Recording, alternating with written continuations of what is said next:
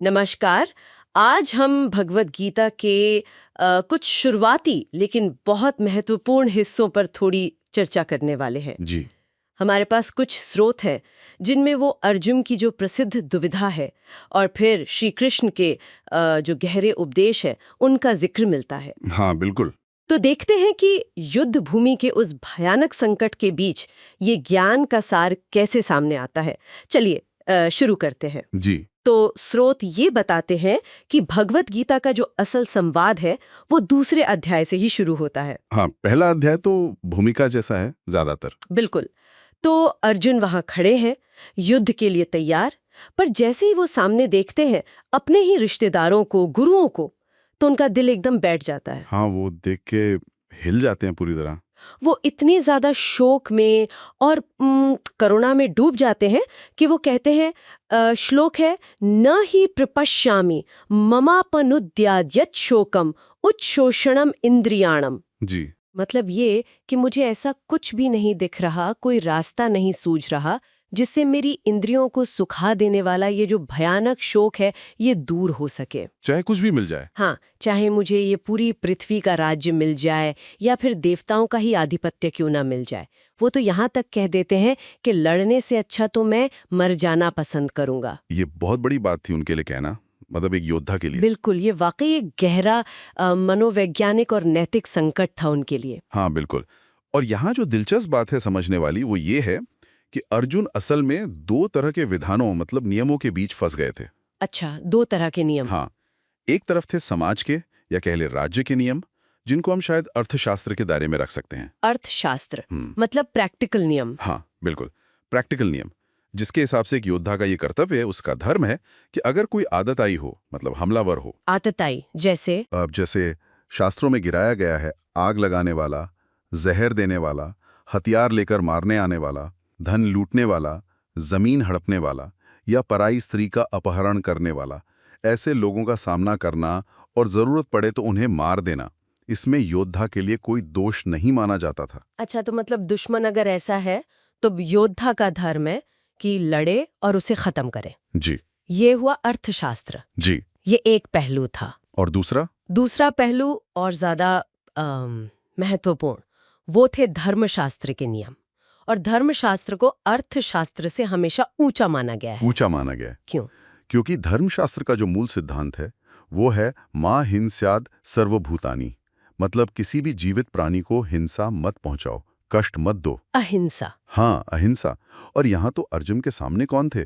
उनके अपने दादा, उनके गुरु, उनके भाई, उनके रिश्तेदार। तो धर्मशास्त्र के हिसाब से तो इनको मारना महापाप था। ओहो, तो ये थी वो असली टक्कर।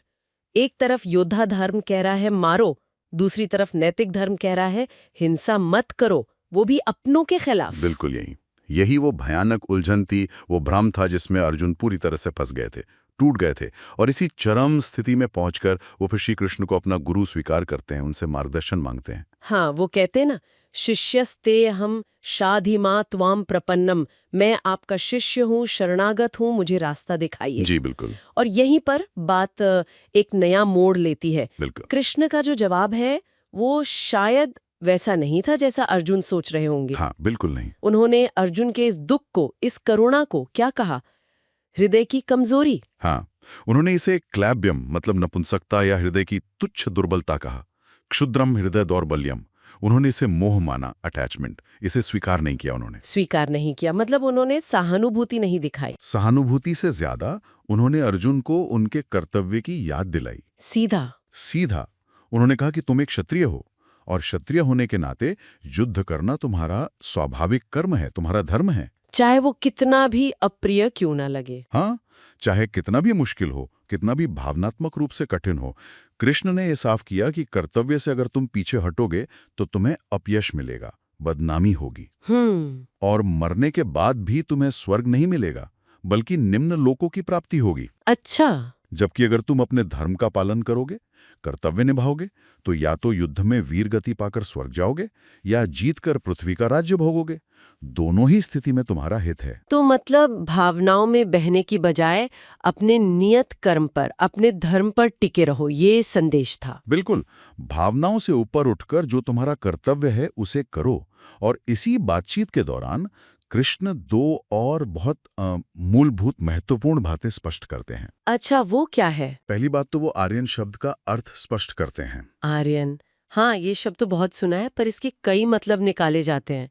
कृष्ण ने क्या कहा? देखिए, कृष्ण के अनुसार आर्यन कोई नस्ल या जन्म की बात नहीं है। नहीं। नहीं, आर्यन वो व्यक्ति है जो अपनी वैदिक कर्तव्यों का निष्ठापूर्वक पालन करता है, जो जीवन के मूल्यों को समझता है और उनके अनुसार आचरण करता है। तो ये कर्म आधारित परिभाषा हुई। बिल्कुल। जब अर्जुन युद्ध से विमुख होने की बात करते हैं, अपनी कमजोरी दिखाते हैं, तो कृष्ण उनके इस व्यवहार को अनार्य जुष्टम कहते हैं। अनार्य जुष्टम? हाँ, मतलब ऐसा आचरण जो किसी आर्यन व्यक्ति को शोभा नहीं देता, जो श्रेष्ठ पुरुषों द्वारा अपनाया नहीं जाता। ये स्वर्ग देने वाला नहीं बल्कि अपयश देने वाला है।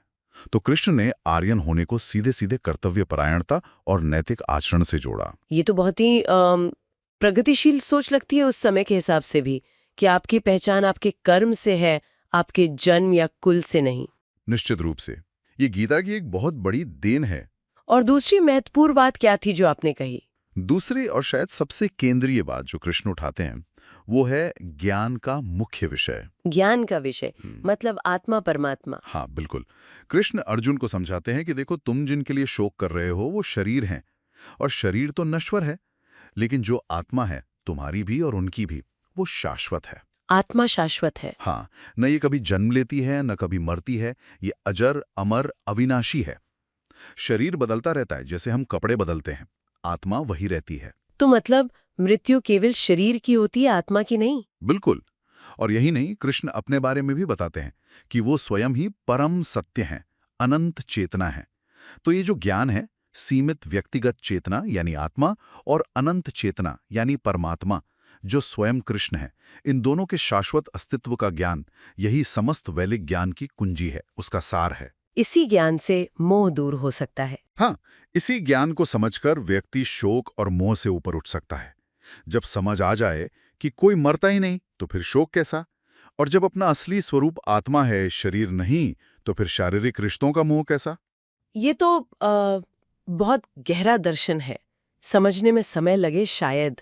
लगता है, इसीलिए तो पूरी गीता है, पर ये नींव है। इसी ज्ञान के आधार पर फिर कर्म करने की बात आती है।